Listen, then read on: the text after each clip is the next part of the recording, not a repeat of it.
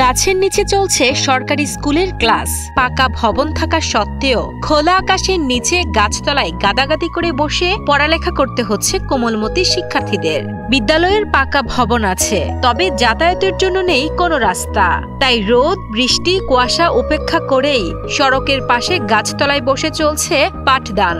কুড়িগ্রামের চিলমারির পূর্বচর পাত্রখাতা সরকারি প্রাথমিক বিদ্যালয়ের চিত্র এখন এমনই। আমাদের স্কুলে যাওয়ার জন্য আগে রাস্তা ছিল, কিন্তু যাদের জায়গা পুরো জায়গাটা নিচে, এখন আমাদের মানুষের বাড়ির ভিতর দিয়ে যাওয়া লাগে। আমাদের স্কুলে যাওয়ার রাস্তা নাই, এই জন্য আমরাও যেতে পারছি না, ম্যাডামরাও যেতে পারছি না। এই জন্য আমাদের মানুষের উঠোনে আমাদেরকে ক্লাস করতে দিচ্ছে। আমরা দীর্ঘদিন যাবৎ মানুষের বাড়ির ভিতর দিয়ে স্কুলে যাতায়াত করতেছি, তার কারণেই আমরা আজকে এই পথ বেছে নিছি। বাচ্চাদের নিয়ে আমরা রাস্তায় যে গাছ নিচে আমরা ক্লাস নিতে বাধ্য হচ্ছি।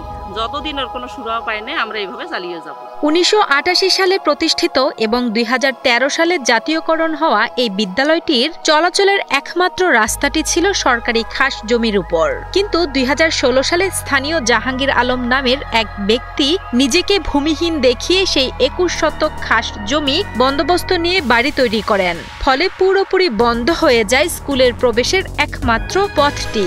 রাস্তা বন্ধ হয়ে যাওয়ার পর কিছুদিন অন্যের বাড়ির ভেতর দিয়ে যাতায়াত করলেও নানা কারণে এখন সেই সুযোগও বন্ধ।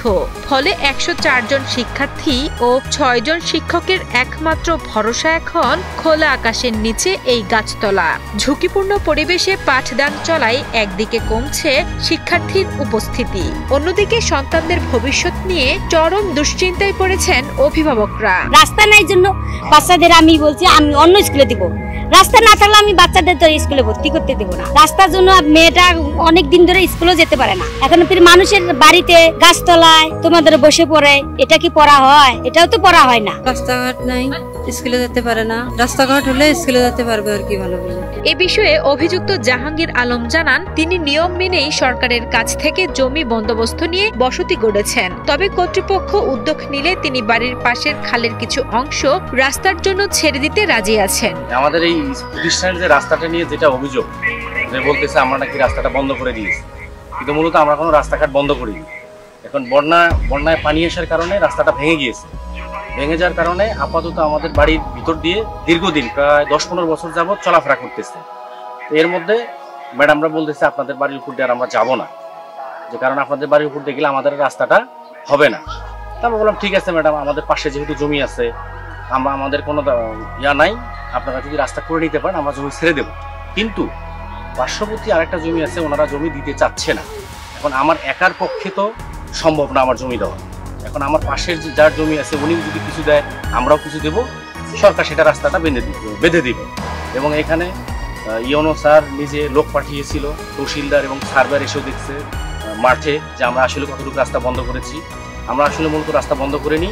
আপনারা দেখতে পারেন এখানে পানি আছে, বন্যা আসলে রাস্তা ভেঙে যায়।